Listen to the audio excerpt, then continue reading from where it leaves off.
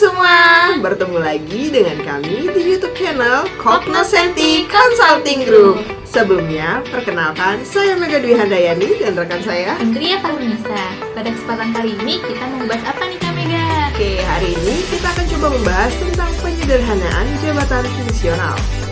Penyederhanaan birokrasi menjadi salah satu fokus dari 5 program prioritas Kabinet Indonesia Maju di bawah kepemimpinan Presiden Joko Widodo dan Ma'ruf Amin. Wah, menarik sekali tuh Kak Mega. Terlebih lagi, masalah ini memfokuskan pada struktur birokrasi yang terlalu besar.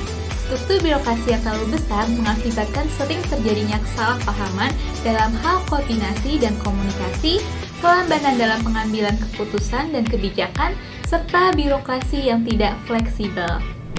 Selain itu, semakin besar dan panjang struktur birokrasi akan berdampak pada peningkatan pengeluaran bagi pemerintah dan berpeluang munculnya tindak penyelewengan yang bersifat koruptif. Betul sekali, Ndri. Berangkat dari permasalahan itu, pemerintah merencanakan penyederhanaan birokrasi yang bertujuan untuk meningkatkan efektivitas pemerintahan dan mempercepat pengambilan keputusan, sehingga terbentuk birokrasi yang lebih dinamis, agile, dan profesional untuk meningkatkan efektivitas dan efisiensi dalam mendukung pelayanan publik. Oh iya Kak Mega, saya dengar salah satu contoh penyederhanaan birokrasi belakangan ini yaitu adanya jabatan administrasi yang terdiri dari jabatan administrator eselon 3, jabatan pengawas eselon 4, dan jabatan pelaksana eselon 5 akan dihapuskan dan disetarakan dengan jabatan fungsional. Nah Kak Mega, bagaimana itu Kak langkah-langkah penyetaraan jabatan administrasi menjadi jabatan fungsional? Iya, Ndri. Menurut Peraturan Menteri Pan-RB Nomor 17 Tahun 2021 tentang penyetaraan jabatan administrasi menjadi jabatan fungsional, ada 4 tahap pelaksanaan penyetaraan jabatan administrasi menjadi jabatan fungsional.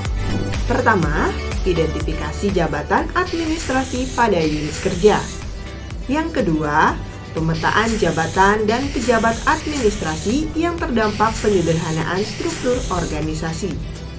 Yang ketiga, pemetaan jabatan fungsional yang dapat diduduki pejabat yang terdampak penyederhanaan struktur organisasi.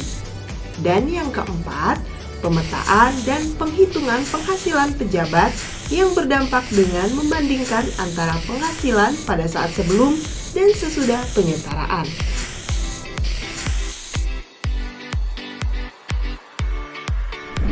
Oh, seperti itu Kak Mega.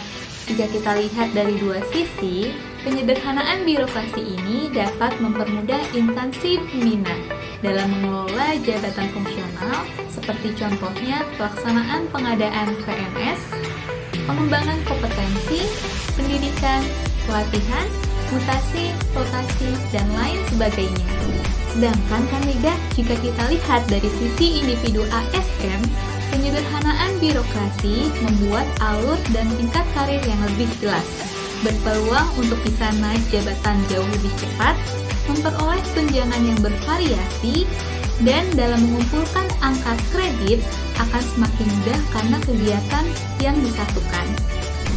Beberapa hal yang perlu diperhatikan dalam penyederhanaan birokrasi, yaitu adanya mandat atau kebutuhan akan jabatan fungsional, perbedaan dengan jabatan fungsional yang sudah ada, jenjang karir, pengembangan kompetensi jabatan fungsional, dan keberlangsungan pola karir pegawai.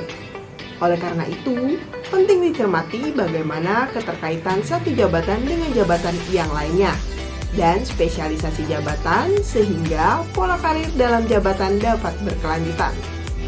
Diharapkan penyederhanaan birokrasi ini dapat membuat Indonesia mereplikasikan model organisasi yang agile, dinamis, dan fleksibel, sehingga menjadi birokrasi yang responsif terhadap perubahan dan tantangan ke depannya. Cognoscenti Consulting Group adalah konsultan manajemen yang sudah berpengalaman dalam membantu organisasi pemerintahan seperti kementerian, lembaga pemerintah daerah dalam pembuatan peta proses bisnis, SOP, naskah akademik, Renstra, termasuk penyusunan jabatan fungsional. Untuk penyusunan jabatan fungsional, kami telah membantu organisasi pemerintah. Wah, terima kasih Kak Mega. Semoga informasi yang kita berikan dapat bermanfaat bagi teman-teman semua. Like, comment, share video ini, dan jangan lupa subscribe channel Cognoscenti Consulting Group. Terima kasih.